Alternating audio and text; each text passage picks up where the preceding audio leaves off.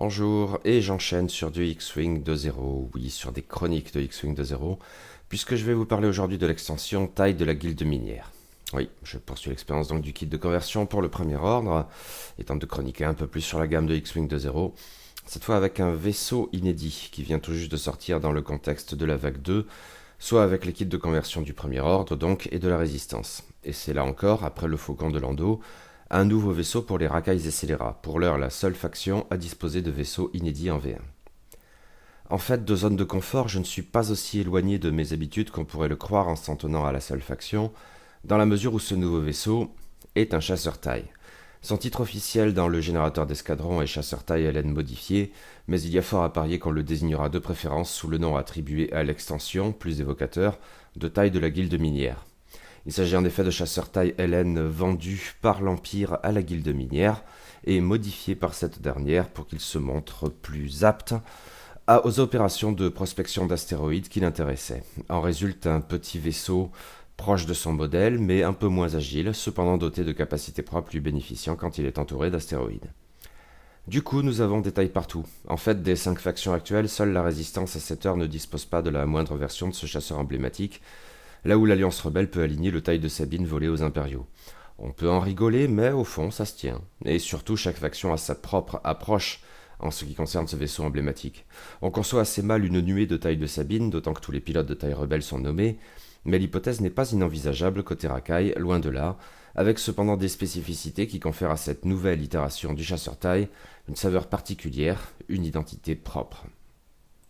La figurine est assez sympa et se distingue de ses équivalents impériaux de manière pertinente, à la différence en ce qui me concerne du taille de Sabine, censé passer inaperçu parmi les tailles impériaux, alors que l'intérieur flashouille de ses panneaux solaires le distingue trop radicalement. Les panneaux solaires du taille de la guilde minière sont rognés vers l'avant, dans l'idée supposera-t-on de faciliter l'approche des astéroïdes, et probablement aussi d'accroître la vision latérale dans un environnement aussi périlleux. La peinture est l'autre différence essentielle, bien sûr, avec un jaune pétant qui se justifie assez, mais surtout des détails appréciables sur les panneaux solaires avec le logo de la guilde minière en haut et des sortes de bandes de chantier, qui m'évoquent l'Hacienda, mais bon, c'est moi, en bas. C'est un joli travail de peinture qui me paraît plus précis, plus détaillé que ce à quoi nous avait habitué FFG en V1 et qui était déjà plus que raisonnable. Une jolie figurine qui égayera pertinemment votre collection en affichant d'emblée sa singularité. Le taille de la guilde minière est donc un chasseur-taille LN modifié. De manière générique, il se distingue de son modèle de deux manières. D'une part, son cadran de manœuvre est un chouïa moins performant, notamment au regard de la vitesse. Le tout droit 5 devient rouge et le Koyo Grand 4 disparaît purement et simplement. Le taille de la guilde minière est donc un peu moins manœuvrable que le taille impérial, mais ses capacités en la matière demeurent plus que correctes. D'autre part, et de manière plus visuelle, tous les tailles de la guilde minière bénéficient d'une même capacité générique, baptisée stabilisateur cranté, qui leur permet, quand ils se déplacent, d'ignorer les astéroïdes.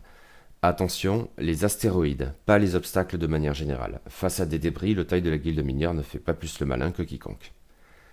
Les coûts sont bas et c'est une bonne surprise. En fait, le plus petit taille de la guilde minière coûte 24 points d'escadron, soit seulement un de plus qu'un pilote de l'académie, là où on pouvait s'attendre à un écart plus marqué.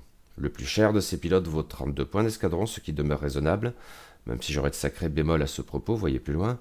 Et en tout, nous avons 2 pilotes génériques et 4 pilotes nommés, là aussi on pouvait s'attendre à moins, ce qui offre pas mal d'options de création de liste dans l'absolu. Surtout ces prix très bas, notamment en ce qui concerne les pilotes génériques, laissent deviner la possibilité de monter une nuée de ces petits vaisseaux, ou peut-être une nuée composite ou combinée avec des remorqueurs spatiaux de transfert quadrimoteur, ou quadjumper comme on dit plus souvent. Et je trouve très intéressant que FFG développe ainsi la possibilité pour d'autres factions que les impériaux ou le premier ordre d'aligner des nuées. Mais après tout, le chasseur-taille est parfait pour ça. Détaillons maintenant un peu les pilotes. Nous avons donc tout d'abord 2 pilotes génériques, qui sont le guetteur de la guilde minière, initiative 1, et le prospecteur de la guilde minière, initiative 2. Ces vaisseaux à bas coût sont ceux qui orientent éventuellement vers un jeu de nuée. Le guetteur est donc à peine un peu plus cher que le pilote de l'académie, mais pour un point d'escadron de plus seulement, le prospecteur se révèle bien plus intéressant dans la mesure où il a un slot de talent. Et ça, c'est carrément bien. Le jeu du taille de la guilde minière avec les astéroïdes incite aussitôt à penser tir habile, mais il y a sans doute d'autres options à prendre en compte.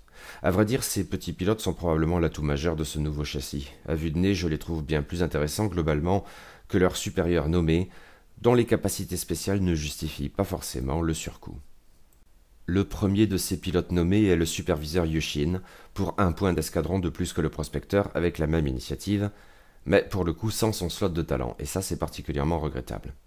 Sa capacité personnelle est assez bof, qui consiste à échanger un marqueur de désarmement d'un vaisseau allié proche contre un marqueur de stress, ce qui est moins pénible, mais pas top. Il y a peut-être des combos à envisager, mais je ne vois pas forcément bien lesquels, si ce n'est lui associer un autre taille de la guilde minière, à savoir le plus coûteux, le contremaître Proach, pour des raisons que je détaillerai plus loin. Ouais, dans tous les cas, je ne suis pas très emballé. À ce compte-là, les génériques sont bien plus intéressants, surtout le prospecteur. Nous avons ensuite le capitaine Sivor, initiative 3 et slot de talent. Il est plus tordu que son prédécesseur dans son fonctionnement, mais potentiellement plus rigolo, en filant un marqueur de brouillage à l'adversaire. C'est une tactique qui mérite sans doute d'être creusée. Je m'étais bien amusé avec le Reaper en V1 à cet égard, mais la V2 m'a pour l'heure douché. Oui, ça mérite qu'on y réfléchisse, je suppose, qu'on trouve du moins les bonnes associations. Next, Ahav, au même niveau que Sivor. À tout prendre, je crois que c'est le plus intéressant de ces pilotes nommés, même si là encore ses capacités peuvent paraître un tantinet tordues, ou plus exactement consiste en un pari sur la liste adverse qui ne sera pas systématiquement satisfait.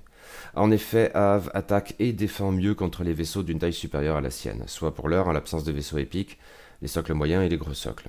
Ces derniers ne dominent pas exactement le méta à l'heure actuelle, si les socles moyens sont relativement courants, par exemple des Firespray ou des tailles CA Punisher. Du coup, oui, ça a quelque chose d'un pari. Si votre adversaire ne sort que des petits socles, ce qui est plus que probable en l'état actuel des choses, Ahav n'aura rien pour lui. Or, il coûte 30 points d'escadron, 5 de plus que le prospecteur générique, pour une initiative à peine supérieure, au point où ça ne fera probablement pas de différence, et sans slot spécifique pour le distinguer. Pas dit que le pari vaille le coup, dès lors, mais pour ces 30 points d'escadron, vous serez sans doute content d'avoir sorti Ahav face à des socles moyens ou des gros socles. Reste un dernier pilote nommé qui est le contremaître Poach. Initiative 4 seulement, n'espérez pas jouer à l'as avec ce vaisseau. Et il coûte 32 points d'escadron. Ce surcoût est-il justifié? Pas en ce qui me concerne. L'initiative ne suffit pas à faire la différence et la capacité spéciale est pas terrible à vue de nez. Déjà, elle n'est pas forcément évidente à mettre en place, puisqu'elle implique le bullseye à portée 1-2. Or, le taille de manière générale n'est pas le champion du repositionnement, et le taille de la guilde minière probablement un peu moins encore. Ensuite, cette capacité procure-t-elle véritablement un avantage? Elle permet d'infliger un marqueur de rayon tracteur à un vaisseau ennemi, ce qui rapproche ce pilote de ses éventuels copains de nuée, les quadjumpers. Mais en échange d'un marqueur de désarmement, ce que je trouve bien plus handicapant qu'un marqueur de rayon tracteur. Du coup, en ce qui me concerne, le jeu n'en vaut clairement pas la chandelle. Pour rentabiliser cette tactique, il faudrait trouver comment compenser le marqueur de désarmement. Yushin pourrait donc faire ça, mais cela impliquerait d'aligner deux vaisseaux aux aptitudes un peu bancales dans l'espoir d'un miracle. Et pour un surcoût comparé au générique que rien ne justifie vraiment, d'autant que Yushin ne se contente pas de libérer Proach du désarmement gratuitement, il doit lui infliger un marqueur de stress. Bon, à l'état, je n'y crois pas, même s'il n'est pas exclu qu'on trouve un jour un moyen de rentabiliser tout ça. Pour l'heure, non. Et voilà, l'extension comprend bien sûr d'autres cartes d'amélioration ainsi que des marqueurs divers, mais sauf erreur, rien d'inédit aussi, n'y a-t-il pas vraiment d'intérêt à développer tout ça. Concluons plutôt, le taille de la guilde minière est un apport intéressant à la faction des racailles, et offre de nouvelles possibilités de jeu aussi bien que de conception de listes qui sont plus qu'appréciables. J'aime bien cette idée de jouer avec les astéroïdes, qui pourrait à terme avoir quelque chose d'un nouvel archétype de faction. Le jeune Han Solo à bord du YT-1300 racaille joue lui aussi avec les obstacles. C'est à creuser. Maintenant, il m'apparaît clairement que les pilotes génériques, surtout dans une optique de nuée, même composite, sont ici beaucoup plus intéressants que les pilotes nommés. Tous les pilotes nommés. Sivor et Ahav sont un peu plus intéressants que les deux autres, mais sans garantie que ça en vaille la peine de les aligner plutôt que des génériques. J'attends de voir si cela débouchera sur de nouvelles nuées racailles, mais encore une fois, que l'on offre des possibilités de broder sur cet archétype aux autres factions que l'Empire Galactique et le Premier Ordre, me paraît bien vu et intéressant. Nous verrons bien ce que cela donnera.